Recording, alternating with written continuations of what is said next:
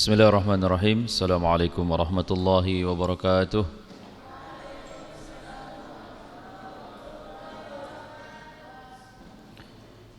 Alhamdulillahi rabbil alamin.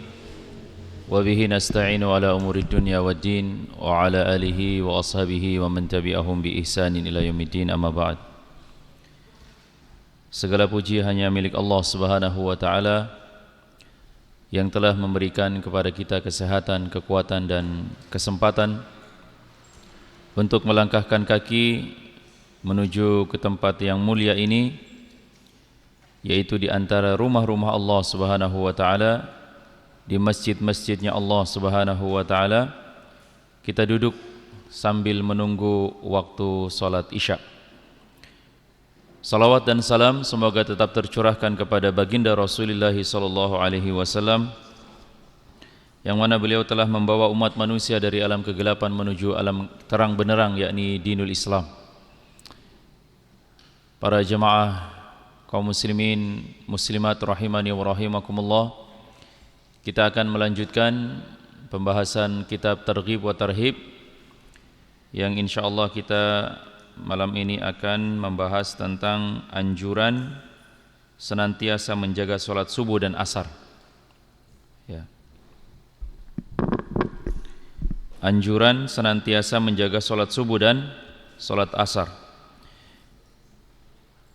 Banyak nas-nas yang menyebutkan tentang bagaimana agama yang mulia ini memberikan perhatian yang sangat besar terhadap dua solat ini, yaitu solat subuh dan solat asar. Di pertemuan yang lalu kita sudah membahas sebahagian tentang bagaimana ancaman bagi orang-orang yang melalaikan solat subuh. Ya. Bahkan disebutkan dalam sebuah hadis yang sudah pernah kita bahas, yaitu menjadi indikator seorang muslim itu menjadi muslim yang hakiki, atau dia termasuk di antara orang-orang yang memiliki indikasi sifat kemunafikan di dalam hatinya. Dan pada malam hari ini kita masuk dalam pembahasan yang ke-23, yaitu anjuran senantiasa menjaga sholat subuh dan sholat asar. Jadi jemaah sekalian, dua sholat ini, yaitu sholat subuh dan sholat asar, memiliki keutamaan yang sangat besar. Sudah banyak sekali hadis-hadis yang sudah kita dengar, dan sebenarnya ini sudah cukup untuk memotivasi kita untuk tidak menyia-nyiakan dua waktu ini. Ya, waktu yang dimana para malaikat menyaksikan orang-orang yang berdiri melaksanakan sholat subuh. Ya, jadi malaikat malam dan malaikat siang itu, kata Rasulullah SAW, memiliki waktu pergantian untuk menjaga dan mengatur atau mencatat amal perbuatan manusia itu di waktu subuh. Ya, perpindahan antara pekerjaan malaikat pagi dan malaikat malam itu, ya, mereka bergantian di waktu subuh. Makanya di waktu subuh mereka bertemu dan menyaksikan orang-orang yang sedang sholat subuh. Makanya kata Allah Subhanahu wa ta'ala di dalam Al-Quran, Allah mengatakan, wa qur'anal fajri inna salatal fajri kana mashhuda. Ya, sesungguhnya dirikanlah, ya, salat fajar, karena sesungguhnya salat fajar itu disaksikan oleh para malaikat. Ya. Akan tetapi jamaah sekalian, sadar atau tidak sadar, banyak di antara kaum muslimin yang melalaikan dua solat ini, yaitu solat subuh dan solat asar. Dan yang paling terkhusus itu adalah solat subuh. Ya. Berat bagi orang-orang yang memiliki kemunafikan. Bahkan tidak sedikit orang-orang yang meninggalkan solat subuh. Ya. Bahkan mereka tidak solat subuh. Na'udzubillahi min zalik. Ya, mereka terlena dengan kenikmatan tidur di atas tempat tidurnya. Ya. Dan begitu pula salat asar jamaah sekalian. Banyak di antara kaum muslimin yang disibukkan dengan aktivitasnya. Para petani disibukkan di waktu asar sehingga tidak sempat melaksanakan salat asar. Para pegawai ya, disibukkan dengan pekerjaannya sampai dekat waktu asar sehingga badannya terasa lelah, terasa capek, tidur, kebablasan tidak salat asar. Ya. Rasulullah SAW memberikan jaminan bagi mereka orang-orang yang bisa menjaga salat subuh dan salat asar. Apa kata Rasulullah? Dalam pembahasan hadis yang pertama di sini disebutkan bahwa hadis datang dari Abu Musa radhiyallahu anhu bahwa Rasulullah SAW bersabda, "Man shallal bardain dakhalal jannah." Barang siapa menjaga dua salat bardain dakhalal jannah, maka dia masuk surga. Jadi di sini disebutkan dua salat bardain. Bardain itu maksudnya dua salat yang dingin. Maksudnya cuacanya sedang dingin. Ya, jadi subuh dingin. Asar juga setelah seharian kita dijemur oleh terik matahari, ketika waktu sholat asar masuk, matahari itu sudah mulai mendingin. Makanya disebut oleh Rasulullah sholatul bardain, dua sholat dingin. Ya. Kata Rasulullah, barang siapa yang menjaga dua sholat dingin ini atau sholat bardain dakhalal jannah, maka dia masuk surga. Ada kalimat yang perlu kita garis bawahi bagi para santri yang sudah belajar bahasa Arab. Ya, ada istilah namanya fi'il madhi, mudhari dan amr. Fi'il madhi itu menunjukkan waktu yang telah lalu. Fi'il amr itu menunjukkan waktu yang sedang atau akan terjadi. Ya. Dan konteks kalimat di sini Rasulullah menyebutkan orang yang menjaga dua salat yang dingin ini, kata Rasulullah, dakhalal jannah. Kata-kata dakhala di sini adalah bentuk dari kata fi'il madhi yang menunjukkan makna telah terjadi. Dan kaidahnya di dalam ya, ilmu qawaid, dalam ilmu kaidah berbahasa Arab, jika ungkapan itu berbentuk madhi atau masa yang telah lalu diungkapkan untuk kejadian yang akan datang, menunjukkan kejadian itu pasti akan terjadi atau menguatkan kalimat yang sedang diucapkan. Paham gak maksudnya? Jadi kata dakhala itu artinya telah masuk. Dakhalal jannah maksudnya telah masuk surga. Tapi kan orang-orang yang sedang menjaga sholat subuh kan belum masuk surga kan? Tapi konteks kalimat di sini Rasul mengatakan dakhalal jannah, telah masuk surga. Maknanya adalah bahwa orang-orang yang menjaga dua sholat ini pasti masuk surga. Itu maknanya seperti itu. Jadi menjaga, betul-betul memperhatikan waktunya, ya, dikerjakan tepat pada waktunya. Bukan diundur-undur sampai misalnya sudah mau terbit matahari baru sholat subuh, atau diundur-undur sampai matahari mau terbenam baru sholat asar. Alasannya apa? Nanggung, masih pekerjaannya masih sisa dikit lagi nih. Ya, nanti dikit aja, nanti dikit lagi baru sholat asar. Atau masih mengantuk misalnya, udah dikit lagi nanti baru sholat subuh misalnya. Bukan yang seperti itu.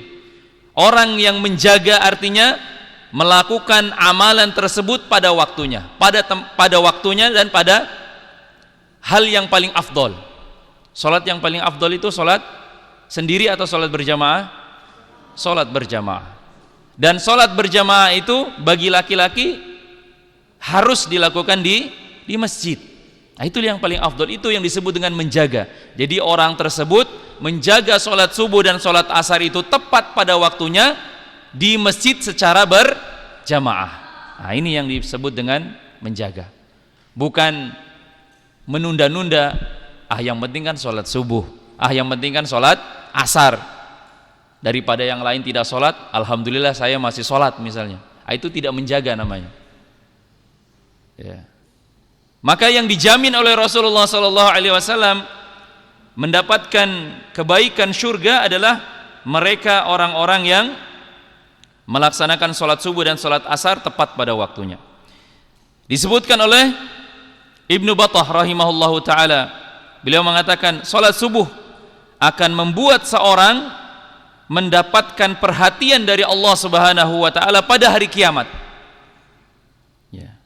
Dan mendapatkan perlindungan dan pertolongan dari Allah Subhanahu wa ta'ala. Karena Allah Subhanahu wa ta'ala berfirman di dalam Quran surat Al-Isra, Allah mengatakan wa Qur'anal fajri inna Qur'anal fajri kana mashhuda. Sesungguhnya salat subuh itu disaksikan oleh para malaikat. Jadi ketika kita salat subuh, malaikat yang bertugas menjaga malam dan malaikat yang akan bertugas di waktu pagi, sebelum dia naik ke langit, dia menyaksikan terlebih dahulu orang-orang yang sedang sholat subuh. Dan para malaikat yang menyaksikan kita sedang sholat subuh, pada hari kiamat nanti akan bersaksi kepada Allah tentang pengorbanan kita dalam melaksanakan sholat subuh. Bersaksi kepada Allah bahwa fulan bin fulan, ya, dia melaksanakan sholat subuh pada hari ini jam sekian. Dan kesaksian malaikat itu akan diterima oleh Allah Subhanahu wa ta'ala sebagai bentuk pembelaan dan pertolongan dari segala keburukan yang terjadi pada hari kiamat atau hari akhirat. Makanya rugi orang-orang yang tidak sholat subuh. Ya, di dalam hadis yang lain Rasulullah SAW bersabda, hadis datang dari sahabat Jundab bin Abdillah. Ia berkata bahwa Rasulullah SAW bersabda, man shalla subha fahuwa fi zimmatillah fala yadhlubannakumullahu min zimmatihi bi syai' fayudrikuhu fayukabba'u fi nari jahannam. Barang siapa yang salat subuh, maka ia berada di dalam jaminan Allah Subhanahu wa ta'ala. Oleh karena itu, janganlah menyakiti orang-orang yang sedang melaksanakan sholat subuh tanpa jalan yang benar. Jadi ini di sini ada dua informasi. Pertama, info kegembiraan bagi mereka orang-orang yang melaksanakan sholat subuh, dan ancaman bagi mereka orang-orang yang menzolimi atau menyakiti orang-orang yang sholat subuh. Bagaimana bentuknya itu? Bentuk menyakiti orang-orang yang melaksanakan sholat subuh banyak hal, ya. Salah satunya contoh yang saya berikan adalah misalnya ada orang yang melakukan hajatan, acara, pesta yang menutup jalan sehingga orang terhalangi untuk melewati jalan tersebut. Dan itu termasuk kezoliman. Orang mau lewat, jalan ditutup, itu zolim namanya. Dan banyak itu terjadi di kaum muslimin pada saat ini, ya. Bukan hanya jalan-jalan yang di lorong, tapi jalan-jalan raya mereka tutup. Alasannya apa? Lagi ada acara, Pak, jadi untuk sementara waktu Bapak cari jalan yang lain saja. Ya, ini zolim namanya, ya, zolim. Dan Allah Subhanahu wa ta'ala mengancam orang-orang yang menyakiti manusia yang melaksanakan sholat subuh dengan apa? Fayadrikahu fayukabbahu fi nari jahannam. Allah akan masukkan atau akan seret wajahnya masuk ke dalam api neraka. Ini dua informasi, ya. Yang pertama bahwa Allah Subhanahu wa ta'ala menjamin kehidupan, keamanan bagi mereka orang-orang yang melaksanakan sholat subuh, dan Allah mengancam orang-orang yang menyakiti atau menghalang-halangi orang yang sholat subuh. Ya. Di sini Allah Subhanahu wa ta'ala mengatakan fahuwa fi zimmatillah. Zimmah itu artinya perlindungan, ya, perlindungan. Dan di sini disebutkan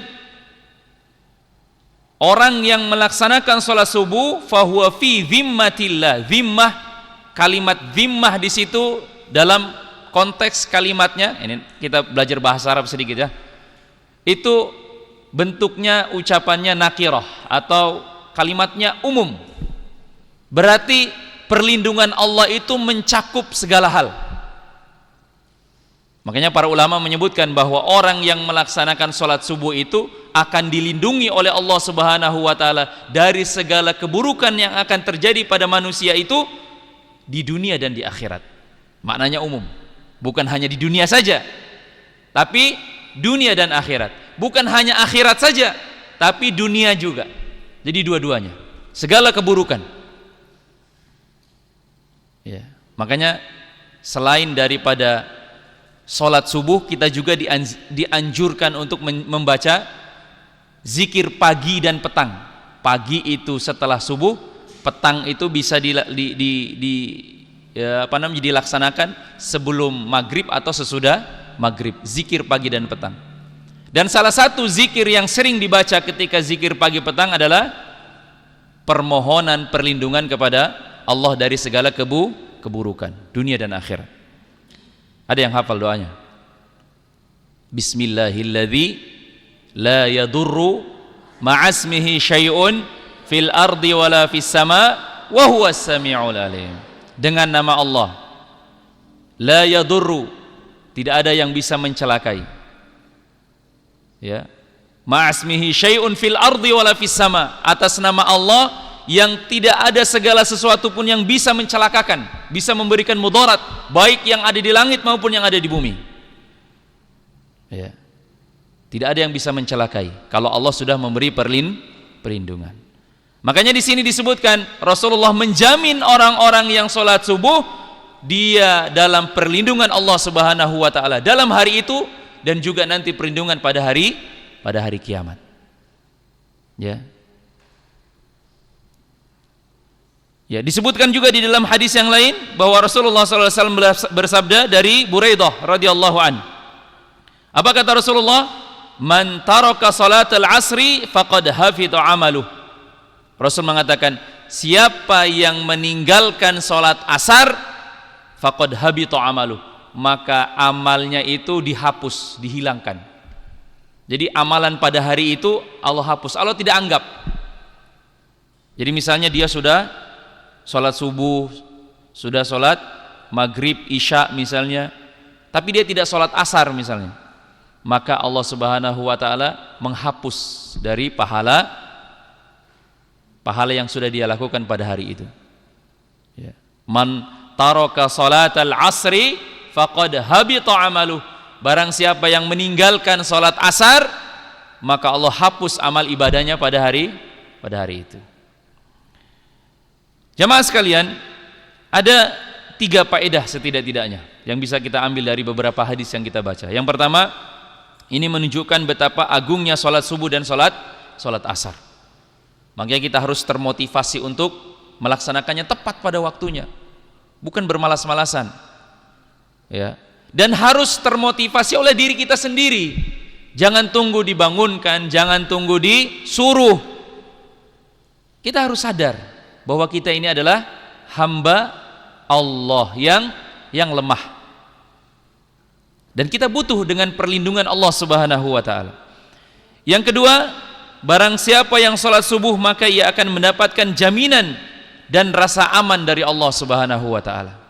Coba para jamaah sekalian perhatikan, atau para santri perhatikan hari-hari yang sudah pernah kita lewati, di mana hari itu kita meninggalkan atau terlambat sholat subuh saja ya, hati kita terasa hampa.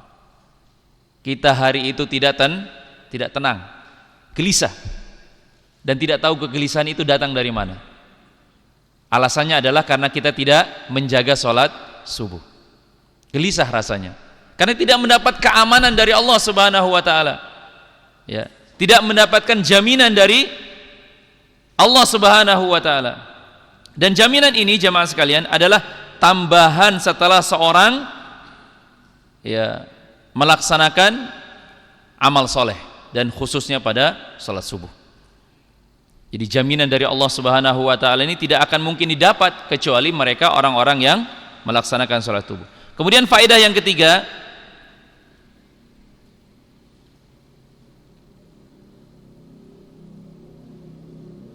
bahwa orang-orang yang melaksanakan salat subuh secara berjamaah dijamin oleh Allah Subhanahu wa taala dengan perlindungan, penjagaan secara langsung dari Allah Subhanahu wa taala. Jadi tidak pakai perantara jamaah. Ya, tidak pakai perantara. Bahwa ada sebuah hadis yang disebutkan oleh Rasulullah SAW.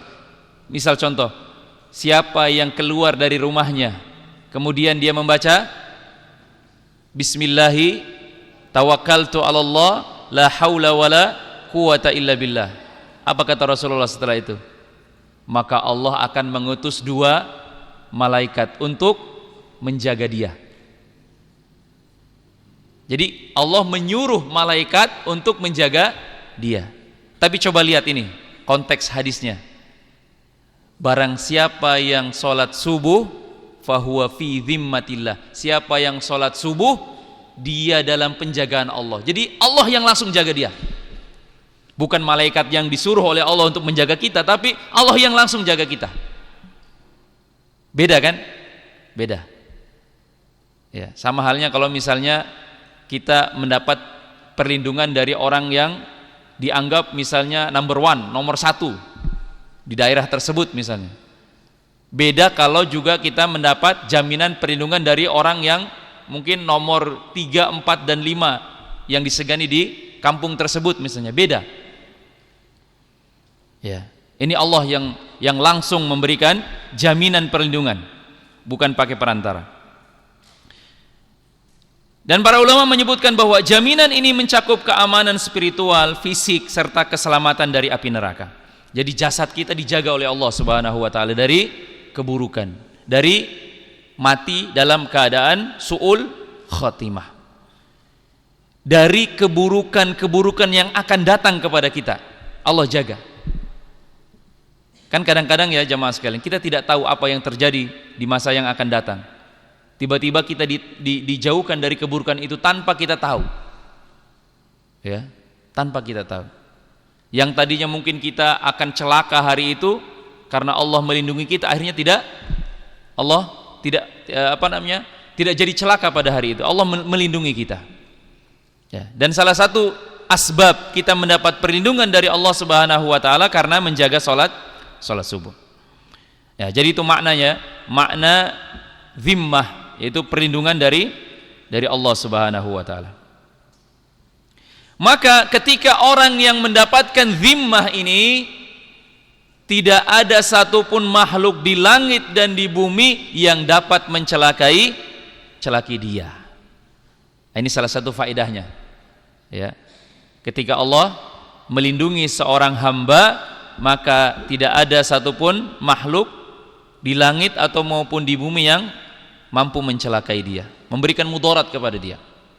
Kalaupun misalnya dia ditakdirkan meninggal pada hari itu, dia meninggal dalam keadaan yang baik atau meninggal dalam keadaan husnul khatimah. Dan coba dirubah persepsi kita. Banyak orang-orang yang menganggap misalnya orang yang meninggal dalam keadaan tenggelam misalnya, atau misalnya kecelakaan pesawat atau apalah, dan itu orang menganggap bahwa itu meninggal yang tidak baik misalnya. Bukan, patokannya itu bukan seperti itu. Ya. Tidak semua orang yang meninggal di atas tempat tidurnya meninggal dalam keadaan baik. Ya. Atau tidak semua orang yang meninggal misalnya di pinggir jalan karena dia misalnya tersandung kemudian jatuh, kemudian diasumsikan dia meninggal su'ul khotimah. Bukan itu standarnya. Ya. Orang-orang bisa suuzon. Ya, ketika misalnya ada orang meninggal dunia kemudian, wah ini selama hidupnya dia ini misalnya jahat misalnya. Oh sudah pasti dia mati su'ul khotimah. Belum tentu. Ya, belum tentu. Ya. Kita ini manusia hanya bisa menduga.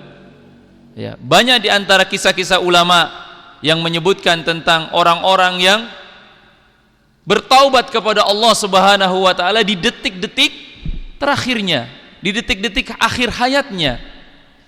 Dan bahkan tidak sedikit orang-orang yang dianggap soleh kemudian mati dalam keadaan su'ul khatimah. Na'udzubillah min dzalik.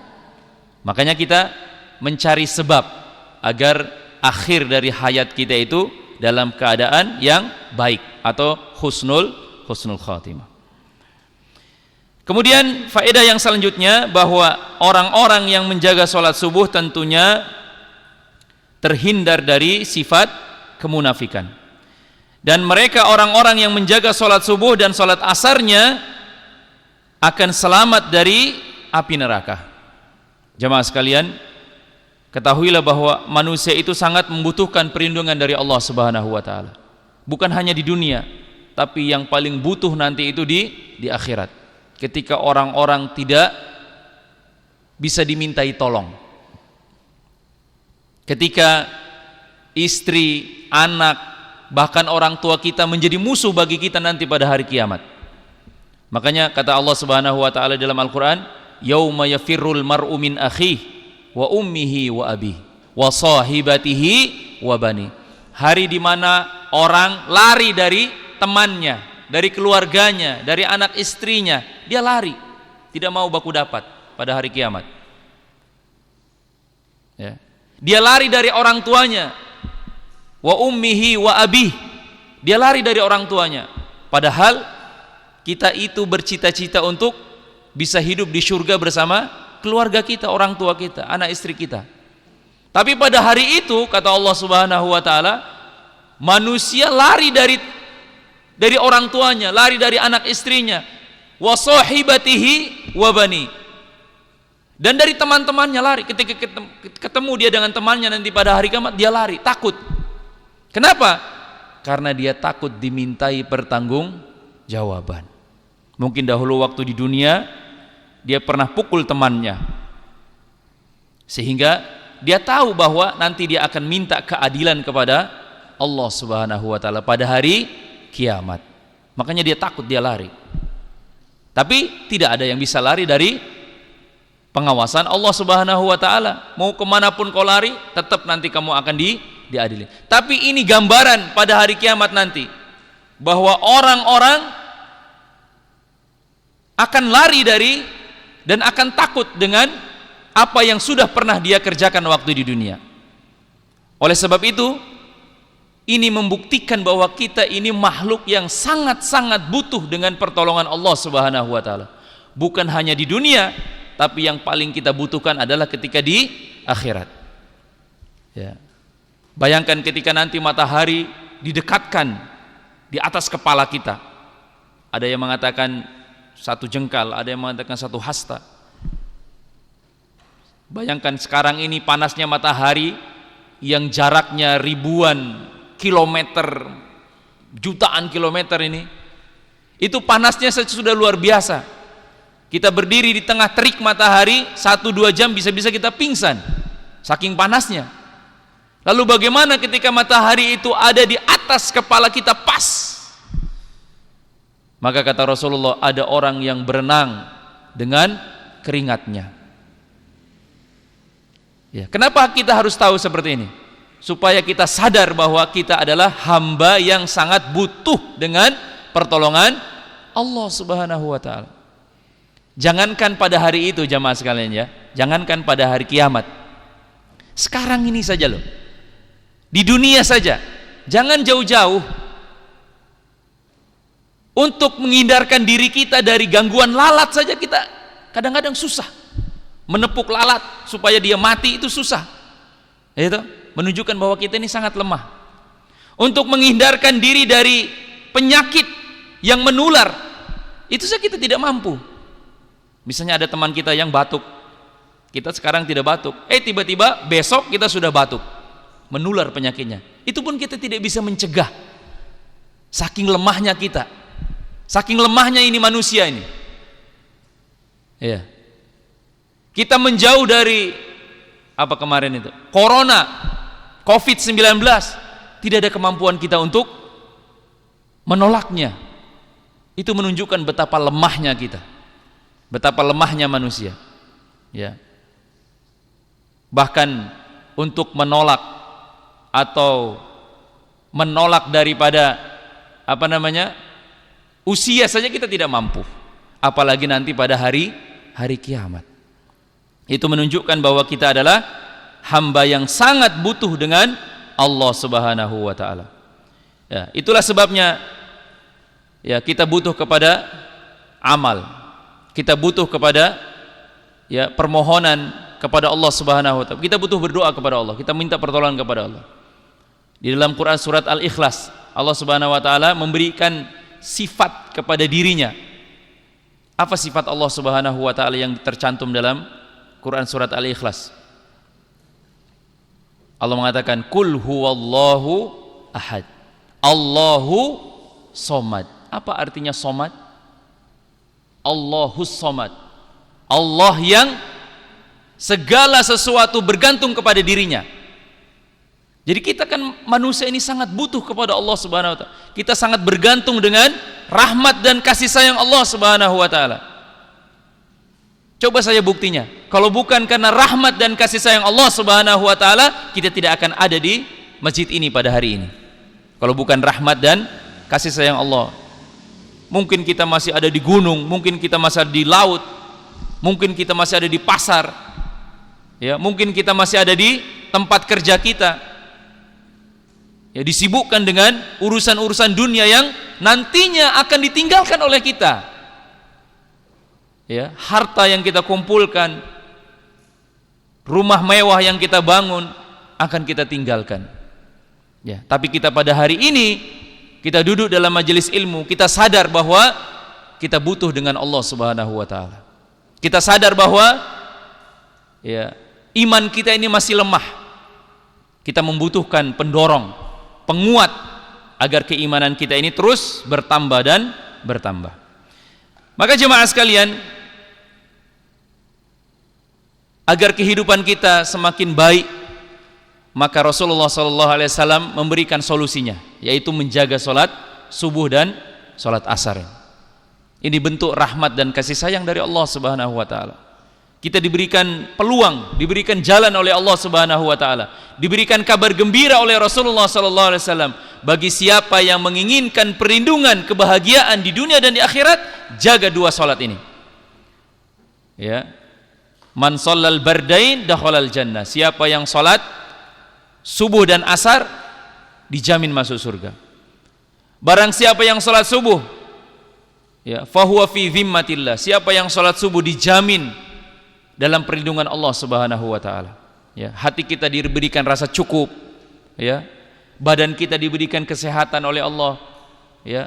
Segala apa yang kita butuhkan Allah beri meskipun kita tidak minta. Karena Allah yang memberi kecukupan. Ya.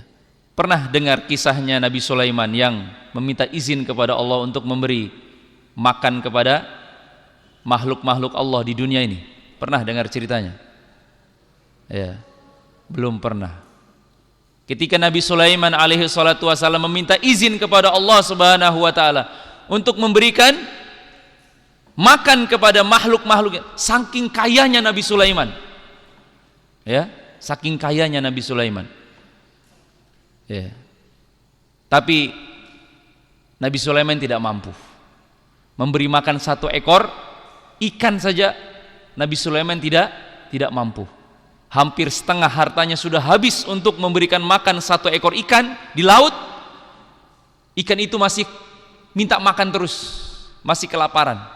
Coba bayangkan betapa pemurahnya Allah Subhanahu wa taala, ya, kepada makhluk-makhluknya, kepada hamba-hambanya, memberikan, ya, berbagai macam kenikmatan di dunia ini dan tentunya nanti di akhirat.